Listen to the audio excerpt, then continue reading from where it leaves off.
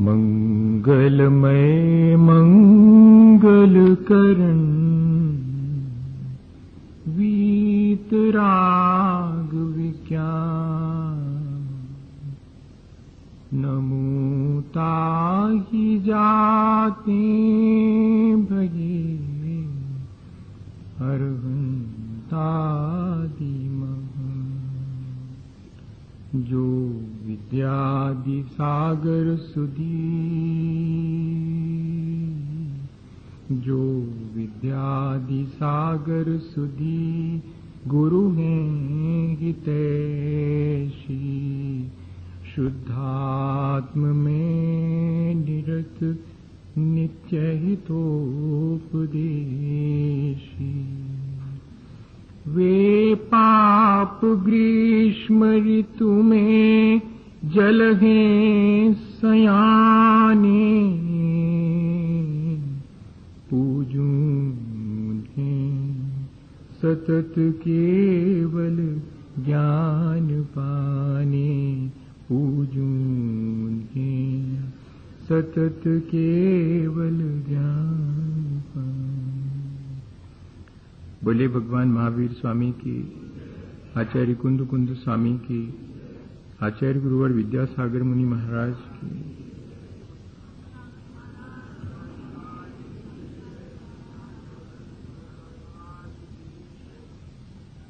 हम सभी लोगों ने कल अपने मौजूदा जीवन को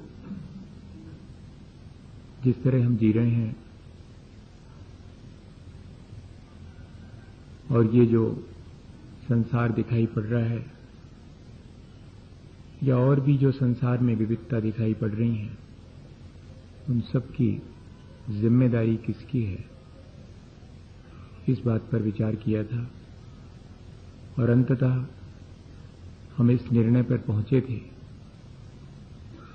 कि जो जिस तरह जी रहा है उसकी जिम्मेदारी उसकी खुद की है, किसी और की जिम्मेदारी उसमें नहीं है।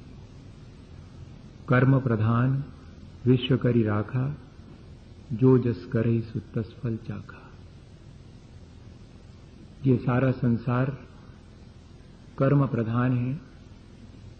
जो जैसा यहां कर्म करता है वो वैसा फल पाता है, वैसा फल उससे चखना पड़ता है। जो हम विचार करते हैं वो हमारा मन का कर्म है, जो हम बोलते हैं वो हमारा वाणी का कर्म है, जो हम क्रिया करते हैं या चेष्टा करते हैं वो हमारे शरीर का कर्म है। और इतना ही नहीं, जो हम करते हैं वह तो कर्म है ही, जो हम भोगते हैं वह भी कर्म है, और जो हमारे साथ जुड़ जाता है, संचित हो जाता है, वह भी कर्म है। इस तरह ये सारा संसार हमारे अपने किए हुए कर्मों से हम स्वयं निर्मित करते हैं। और यदि हम अपने इस संसार को समाप्त करना चाहें या इस संसार को हम बढ़ाना चाहें तो उन दोनों की जिम्मेदारी हमारी अपनी है। हर जीव की अपनी इंडिविजुअलिटी है, हर जीव की अपनी स्वतंत्र सत्ता है। एक दूसरे से हम प्रभावित होकर मन में विचार करते हैं, वाणी से अपने विचारों को व्यक्त करते हैं, शरीर से चेष्टा या क्रिया करके और उस विचार या कही गई बात को पूरा करने का प्रयत्न करते हैं। और इस तरह हमारा संसार किन्हीं क्षणों में बढ़ता भी है और किन्हीं क्षणों में हमारा संसार घट भी जाता है। तो इसलिए जो संसार की विविधता है वो मेरी अपनी वाणी मेरे अपने मन और मेरे अपने शरीर से होने वाली क्रियाओं पर निर्धारित है बहुत हद तक। गीता में कर्म के 3 भेद करे गए हैं। जैन दर्शन में भी कर्म के 3 भेद करे गए हैं। हम दोनों को समझें। कुछ क्रियमान कर्म होते हैं जो हम करते हैं और उनका फल हमें तुरंत देखने में आता है। हम सुबह से शाम तक जो भी कर्म करते हैं उन कर्मों का फल भी हमें हमारे सामने ही देखने में मिल जाता है। कोई सुबह से नौकरी पर जाता है और एक दिन में जितना काम करता है शाम को उतने पैसे उतनी तनख्वाह लेकर के लौटता है। हम यहां पर किसी को गाली देते हैं, वो हमें तमाचा मार देता है। हमारा गाली देने का कर्म हमें किसी न किसी रूप में फल देकर के चला जाता है। ये क्रियमाण कर्म है। ये हम रोज कर रहे हैं और उसका फल भी लगे हाथ चखने में आ जाता है, चाहे वो शुभ हो या कि अशुभ हो। लेकिन इतना ही नहीं है, इससे भी कुछ अधिक है। कुछ ऐसे क्रियमाण कर्म हैं जिनका फल हमें तुरंत नहीं मिलता है, देर सवेर मिलता है। जैसे कि वे सब कर्म संचित कहलाते हैं। कुछ कर्मों का फल ही हमें रोज मिलता है, कुछ का फल तो हमें बाद में मिलता है। कर्म हमारे वर्तमान के भी हैं, कर्म हमारे साथ अतीत के भी हैं, कर्म हमारे साथ भविष्य में क्या व्यवहार करेंगे यह भी वर्तमान में ही हम निर्धारित कर लेते हैं। तो वो जो संचित कर्म है वो क्या चीज है? वो जो हमें बाद में फल देते हैं वो सब संचित कहलाते हैं। जैसे कि गेहूं बोएं 120 दिन के बाद फसल आएगी, बाजरा बोएंगे 90 दिन के बाद आएगी, और अगर आम बोया है 5 वर्ष के बाद फल लगेंगे। हमने अपने माता पिता के साथ खोटा व्यवहार किया है, संभव है कि उसी जीवन में और हमारे बच्चे हमारे साथ ठीक वैसा ही व्यवहार करें जैसा हमने अपने माता पिता के साथ किया। तुरंत देखने में नहीं आता, पर उसके आफ्टर इफेक्ट्स हमारे सामने देखने में आते हैं। बीज आज बोते हैं, फल बहुत देर के बाद देखने में आता है। एक बेटा बहुत छोटा सा है और वो अपने इकट्ठे किए हुए सामान में चाय के कुल्हड़, मिट्टी के और भी बर्तन वो सब इकट्ठे करता है। पिता एक दिन उससे पूछते हैं कि तुम ये किस लिए इकट्ठे कर रहे हो? तो वो कहता है कि जैसे तुम दादा दादी को इन मिट्टी के बर्तनों में खिलाते हो, ऐसे ही जब आप बूढ़े हो जाओगे तब आपके लिए खिलाऊंगा, इसलिए मैं जोड़ के रख रहा हूं। और होता यही है, हम जो आज करते हैं उसका तुरंत फल मिलता दिखता है, लेकिन उतना ही पूरा नहीं है। क्रियमाण के साथ साथ कुछ और है जो कि संचित होता जाता है, जिसका फल हमें बाद में भोगना पड़ता है। हम कर्म करते हैं, कर्म हमारे साथ बंधता है और कर्म का फल हमें भोगना पड़ता है। इन 3 स्टेप में ये कर्म की प्रक्रिया निरंतर चलती रहती है। यह भी साथ में है कि हमें आप वर्तमान में जो संचित हमने किया है उसमें से कितना भोगना है, हमारे पास पहले से जो संचित है उसमें से कितना भोगना है, ये कहलाता है प्रारब्ध। हमारे अपने संचित किए हुए कर्मों में से कितने पक करके अपना फल देंगे और जिनका फल हमें भोगना पड़ेगा, वो ठीक ऐसा ही है कि हमने आम का पेड़ भी लगाया है, उधर बाजरा भी बोए हैं, उधर गेहूं भी बोया है, लेकिन सब अपने अपने टाइम से आएंगे। मेरे पास कितना समय है, मेरी अपनी लाइफ कितनी है, उस लाइफ में जो जो आते चले जाएंगे वे अपना फल देंगे, कुछ शेष रह जाएंगे, वे आगे मेरे साथ ट्रैप होकर के जाएंगे और मुझे आगे भी अपना फल देंगे। कोई भी कर्म अपना फल दिए बिना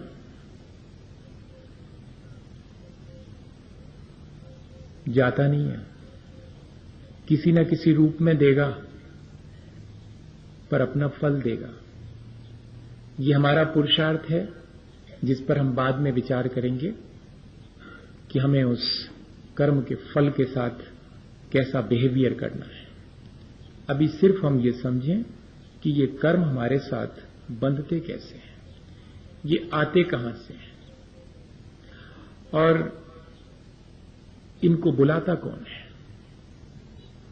और ये हमें फल चखाने की सामर्थ्य कहां से पाते हैं, कौन इनमें हमें फल चखाने की सामर्थ्य डालता है, और ये कितनी देर तक हमारे साथ रहे आते हैं, ये कौन निर्धारित करता है।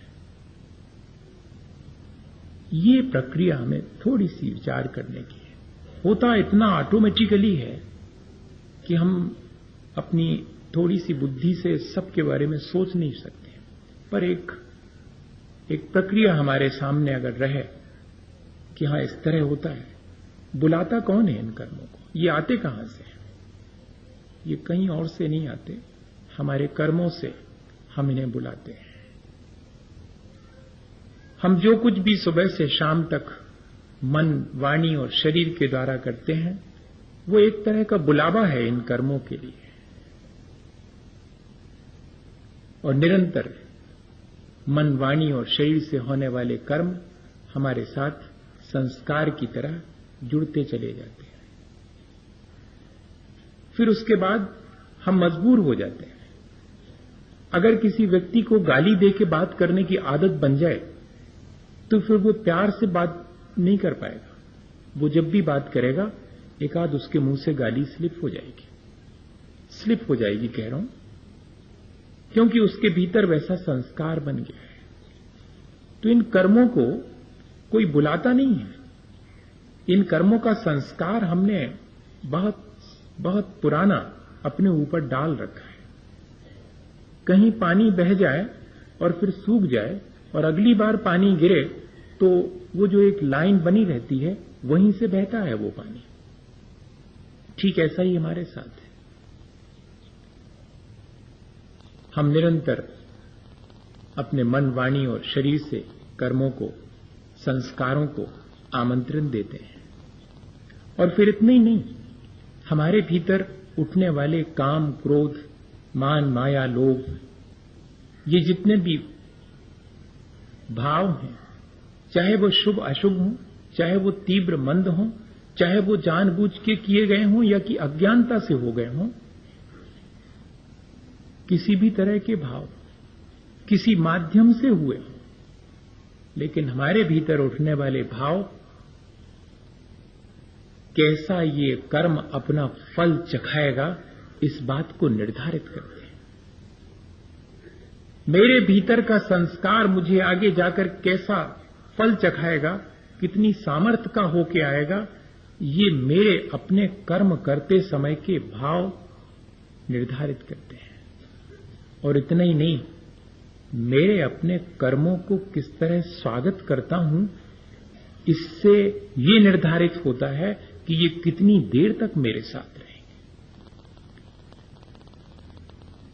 कुछ भावों को हम थोड़ी देर तक करते हैं, कुछ भावों को हम बहुत देर तक करते हैं। इससे ये निर्धारित हो जाता है कि जिन भावों को मैं थोड़ी देर तक करता हूं उनके संस्कार मेरे साथ ज्यादा देर तक नहीं रहेंगे। जिन भावों और जिन परिणामों को, चाहे वो शुभ और अशुभ हो, मैं ज्यादा देर तक अपन कहते हैं ना कि बात बढ़ाओ मत, और हमारी आदत है कि बढ़ाते चले, और वही बात हमारे भीतर संस्कार की तरह ये निर्धारित करती है कि वो कर्म कितनी देर तक रहेगा और कितनी देर तक अपना फल देगा। ये हम ही निर्धारित करते हैं। एक पंडित जी गांव में गए वचन का के लिए, कोई नहीं था। मंदिर में जब पहुंचे, माली जी से कहा कि भाई जाओ तो 2-4 लोगों को बुला लाओ, कहना पंडित जी आ गए। अब माली जी क्या समझे, माली जी गए और 4-5 लोगों को बुला के ले आए। वो 4-5 लोग जैसे आई तो पहले वाले से पूछा पंडित जी ने कि आप कैसे, तो उसने कहा कि ये बुला लाए माली जी हमको, हम तो रिक्शा चलाते हैं। अरे नहीं, तो आपको नहीं बुलाया, आप तो जाइए। दूसरे वाले व्यक्ति को देखा तो वो जरा युवा था।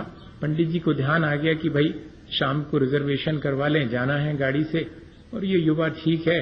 उससे कहा कि सुनो, ये मेरी टिकट बनवा लो। उसको पैसे दिए। पहले वाले को तुमसे मेरा कोई संबंध नहीं है, तुरंत वापस लौटा दिया। बुला तो लिया था सबको, 5-7 लोगों, लेकिन उसमें से किसको कितनी देर रखना है ये कौन निर्धारित करता है? मेरे अपने परिणाम। उससे मेरा कोई ज्यादा सरोकार नहीं है। रिक्शे वाले से जाओ भैया, इनसे थोड़ा सरोकार है, टिकट लेने भेज दिया है। बाकी जो 3-4 बचे उनसे कहा कि सुनो, चलो थोड़ी अपन बैठ के धर्म चर्चा कर लेते हैं, अब हम आए हैं तो।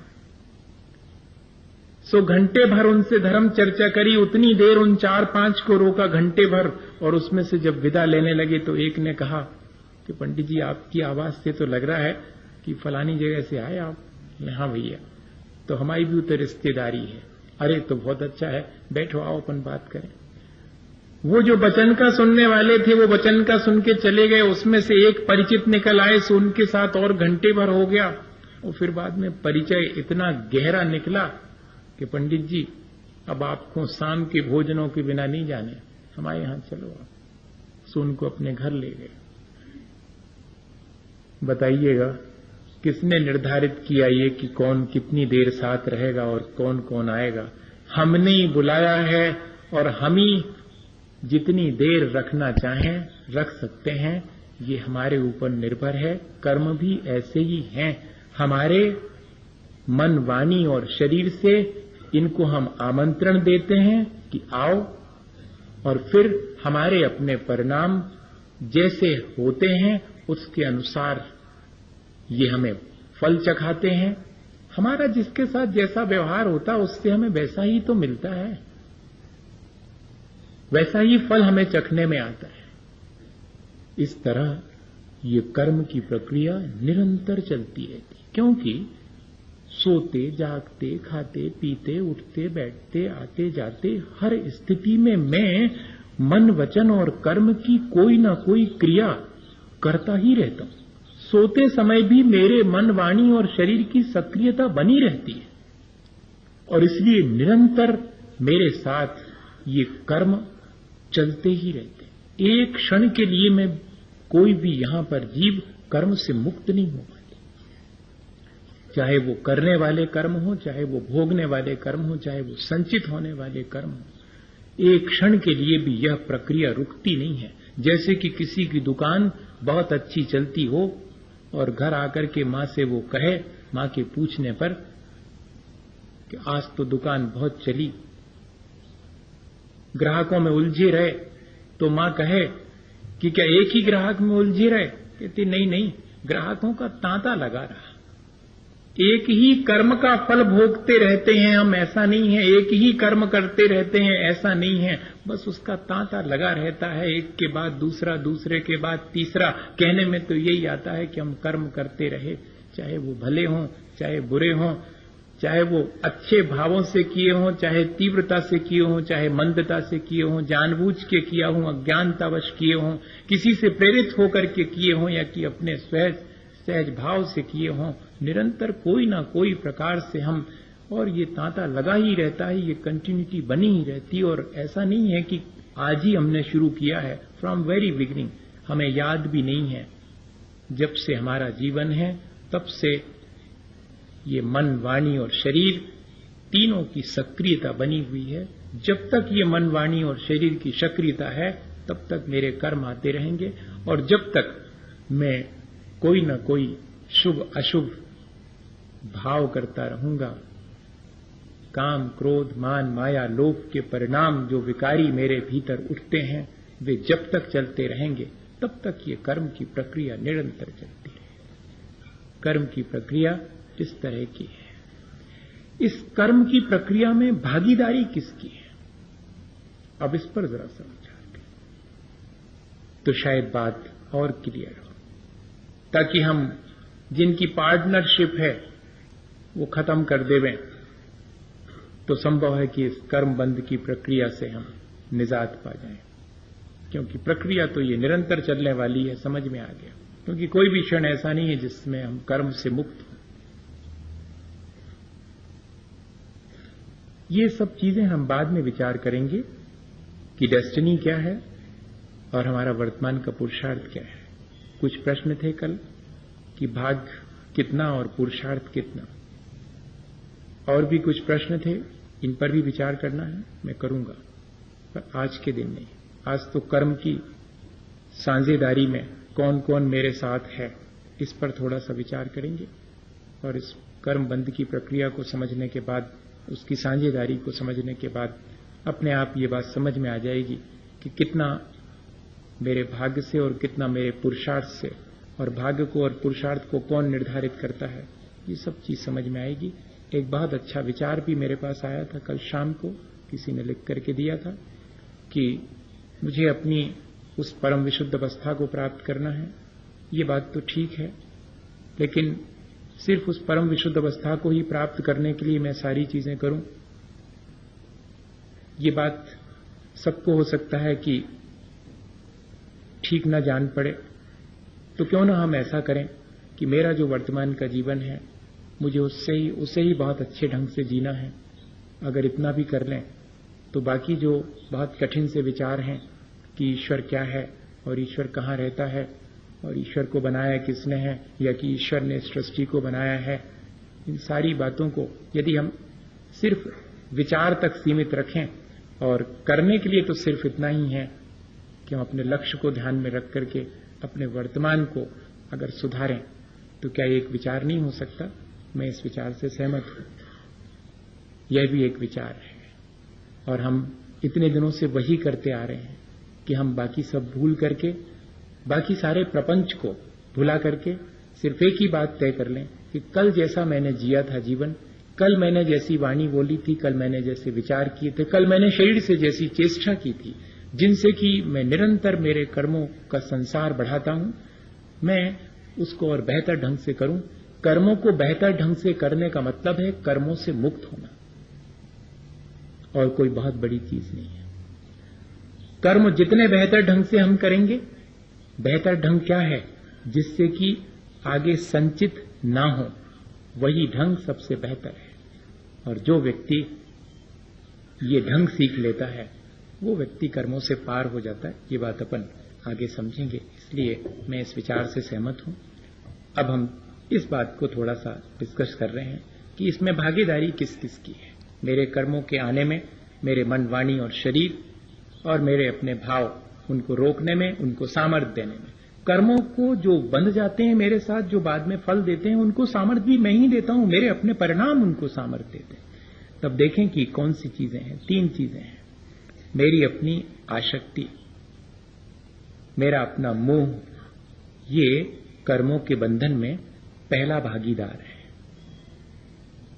इसमें मेरी परवशता है, क्योंकि ये संस्कार मोह का और आसक्ति का बहाना चला रहा है। ये मेरे हाथ की नहीं है, ये परवश है, साझेदारी। दूसरी है मेरे अपने वर्तमान के पुरुषार्थ का निर्धारण, भला करना है या कि बुरा। ये साझेदारी मेरे कर्मों के बंधन में इसकी भी है। मेरे वर्तमान पुरुषार्थ की भी साझेदारी है, वो भला भी हो सकता और बुरा भी हो सकता। ये निर्धारित मैं करता हूं, ये मेरे स्ववश है। मोह और आसक्ति में थोड़ा परवश हूं, लेकिन वर्तमान के पुरुषार्थ जो कि मेरे हाथ में है। और तीसरी बात, इस कर्म बंध की प्रक्रिया के बारे में गाफिलता, लापरवाही और अज्ञानता, ये तीसरा साझीदार है मेरे कर्म बंध की प्रक्रिया। ये भी मेरे हाथ में है। 3 में से 2 मेरे हाथ में है, 1 में जरा मैं परवश हूं। ये 3 भागीदार हैं मेरे। इसमें से जिसमें मैं परवश हूं उस पर पहले विचार कर लें।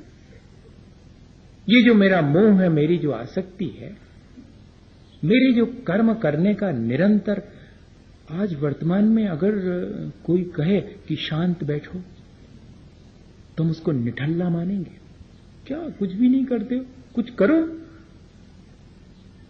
ये जो कुछ करो वाली प्रक्रिया है, इस संसार के मोह की वजह से वो मेरी अपनी परवस्था जैसी हो गई है कि कुछ करो, लगे रहो। अशुभ में लगे हो तो अशुभ में लगे रहो, शुभ में लगे हो तो शुभ में लगे रहो। मुझे शुभ और अशुभ दोनों के बीच साम्य भाव रख करके जीना है, ये बात ख्याल में ही नहीं आती। मेरा मोह मुझे निरंतर कर्म करने के लिए प्रेरित करता रहता है। मेरी आसक्ति मुझे निरंतर संसार के कर्म करने के लिए। थोड़ी देर को जब मोह शांत होता है तब संसार के कर्मों से ऐसा लगने लगता है कि अब बहुत हुआ, टू एनफ। वरना तो कई बार हम संसार के कार्य द्वेषवश छोड़ देते हैं, हमसे नहीं होता, कहां तक करें हम। और या फिर नहीं करता हूं, राग पूर्वक या कि द्वेष पूर्वक, दोनों स्थितियों में मैं निरंतर कर्म में संलग्न रहता हूं। तो मेरा मोह जो है वो मेरे इस कर्म के बंधन में सबसे बड़ा भागीदार है। और मेरा वर्तमान का पुरुषार्थ तो है ही, और मेरी अज्ञानता भी है। कर्म कैसे कितनी जल्दी बंध जाते हैं मैं जानने ही नहीं चाहता। ये मेरी लापरवाही, मेरी अज्ञानता। मैं अगर थोड़ा सावधान हो जाऊं तो शायद इस प्रक्रिया में मैं थोड़ा सा बदलाव कर सकता हूं, मैं परिवर्तन कर सकता हूं। मोह क्या चीज है? सब कहते हैं कि मोह है क्या चीज। आचार्य भगवंतों ने उसका लक्षण बताया है, उसे डिफाइन नहीं किया, उसका लक्षण बता दिया। अनंत भगवान के प्रति अश्रद्धा होना और जीवों के प्रति करुणा का अभाव होना, ये मोह का लक्षण है। देखें जरा, इस पर विचार करें, शायद इससे बच सकें हम। अनंत भगवान के प्रति श्रद्धा नहीं होना। अनंत भगवान मतलब जो अपनी विशुद्ध अवस्था को प्राप्त कर चुके हैं, या कि जो राग द्वेष के संसार से ऊपर उठ चुके हैं, यानी जो वीतरागी हैं। तो वीतरागता के प्रति रुचि नहीं होना, संसार के प्रपंच में रुचि होना, इसका नाम है मोह। बहुत सीधी सी चीज है। राग द्वेष में रुचि है सुबह से शाम तक, और वीतरागता में रुचि नहीं है, यही तो मोह है। और यही मेरे कर्म बंध की प्रक्रिया का सबसे बड़ा भागीदार है, सबसे बड़ा पार्टनर है ये। और दूसरी चीज, मेरे अपने सुख सुविधा के साधनों को जुटाने के लिए मेरे अंदर की दया और करुणा मैं सब बालाए ताक रख देता हूं एक तरफ उठा करके। ये जो दया और करुणा का अभाव है वो भी मोह का लक्षण है।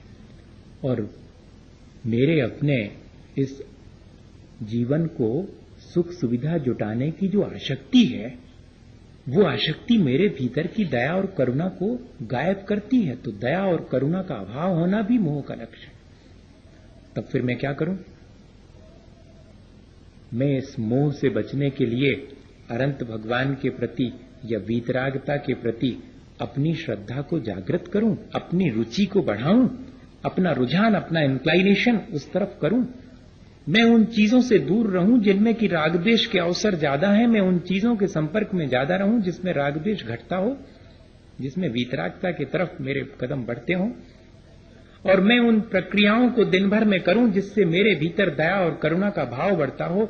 मैं दया और करुणा दोनों को बनाए रखूं,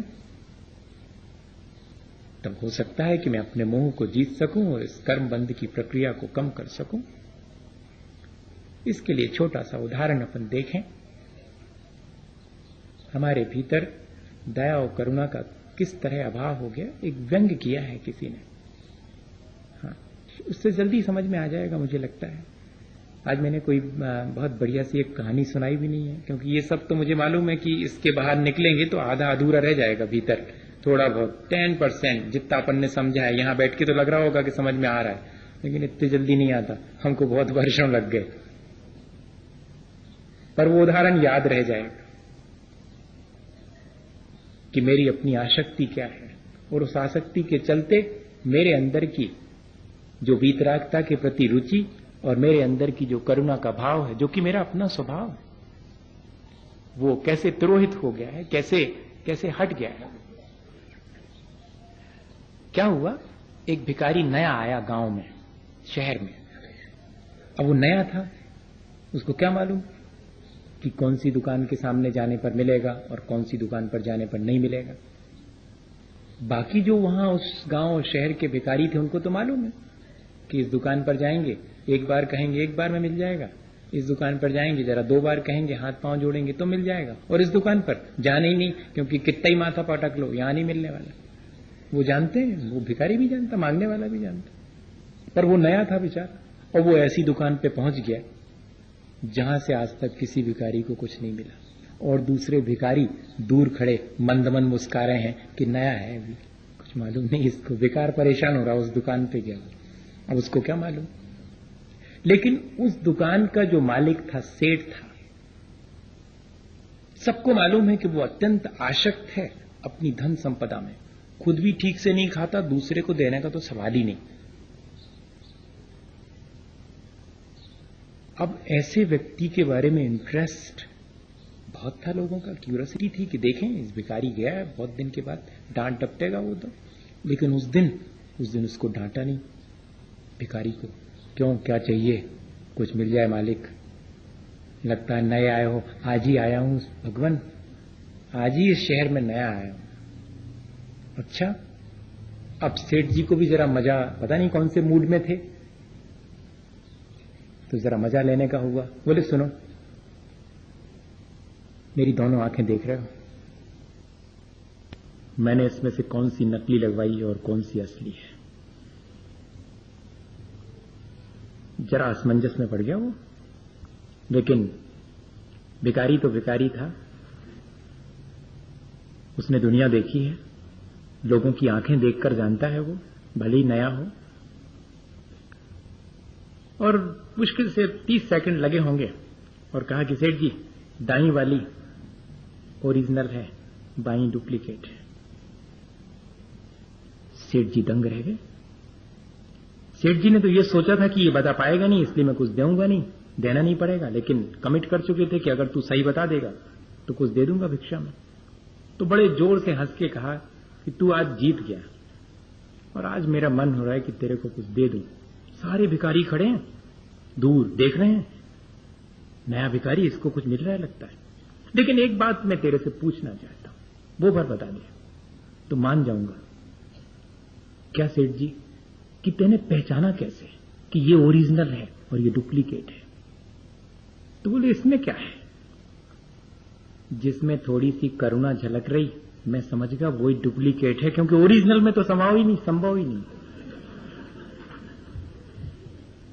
ओरिजिनल वाले में तो संभव नहीं है कि थोड़ी बहुत करुणा हो, वहां तो सिर्फ मोह ही दिखाई पड़ रहा है, आसक्ति ही दिखाई पड़ रही है। वो जो डुप्लीकेट आंख है उसमें थोड़ी करुणा दिखाई पड़ रही। क्या ये उदाहरण इस बात की सूचना नहीं देता है कि मेरा मोह मेरी अपनी करुणा को नष्ट कर देता है, मेरी अपनी जो वास्तविकता है उससे मुझे विमुख कर देता है, मुझे राग द्वेष में डाल देता है, मुझे वीतरागता से विमुख करता है।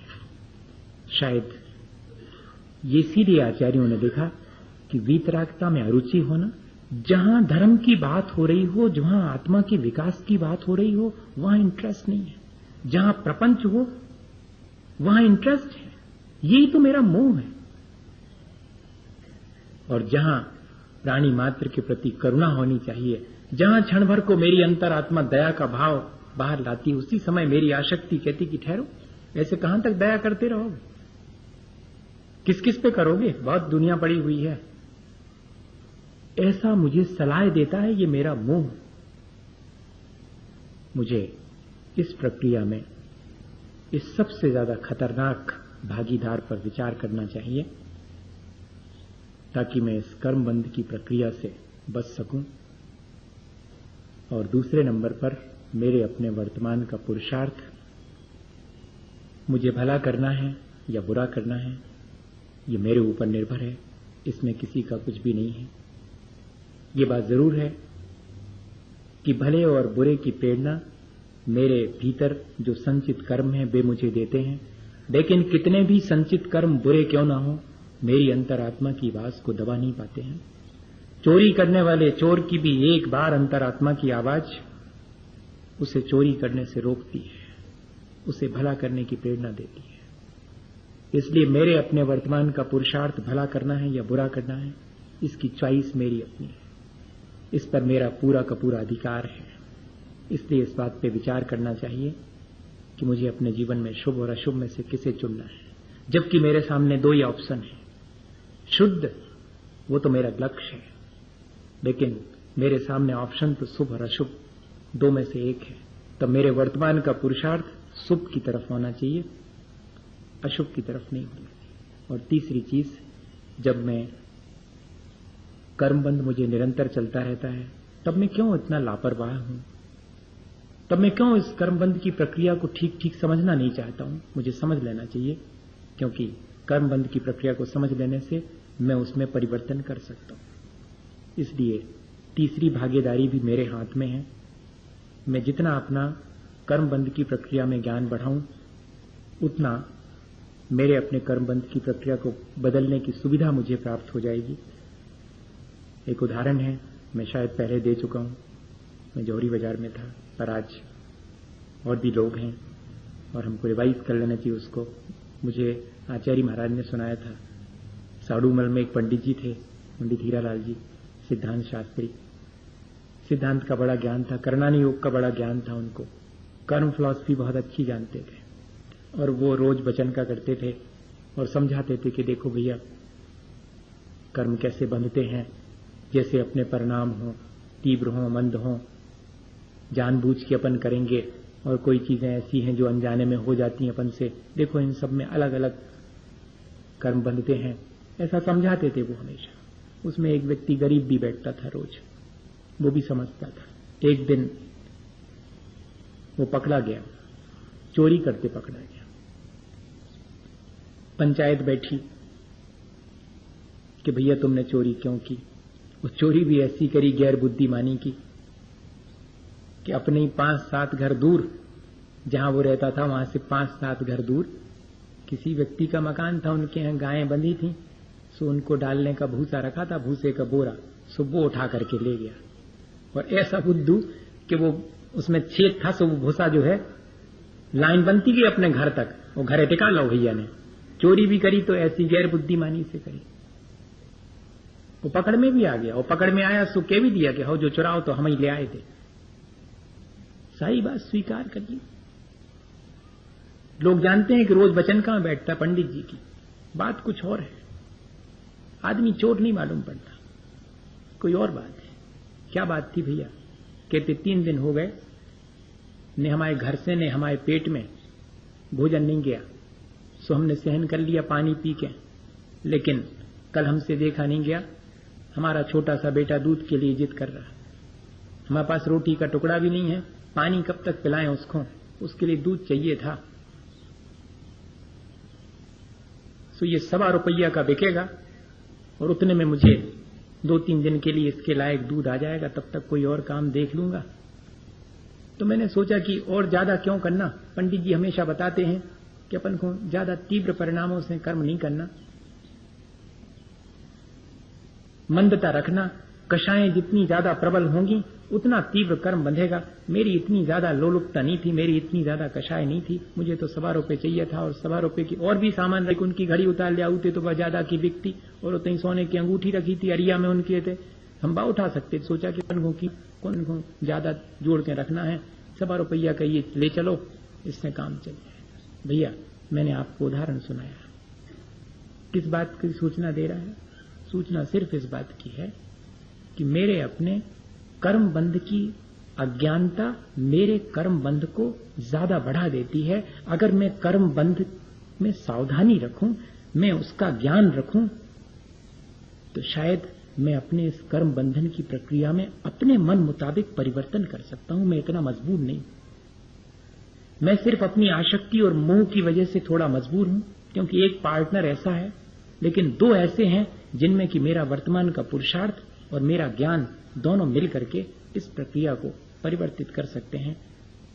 इस तरह हमने आज थोड़ी सी चर्चा अपने इस कर्म बंध की प्रक्रिया पर करी और हमने समझा कि कैसे ये कर्म जो हम करते हैं हमारे साथ बनते चले जाते हैं, हमें कैसे ये अपना फल देते हैं और ये प्रक्रिया कैसे निरंतर चलती रहती है। मेरा मोह, मेरे वर्तमान का पुरुषार्थ और मेरी अपनी अज्ञानता कर्मबंध के प्रति इसको बढ़ाती चली जाती है।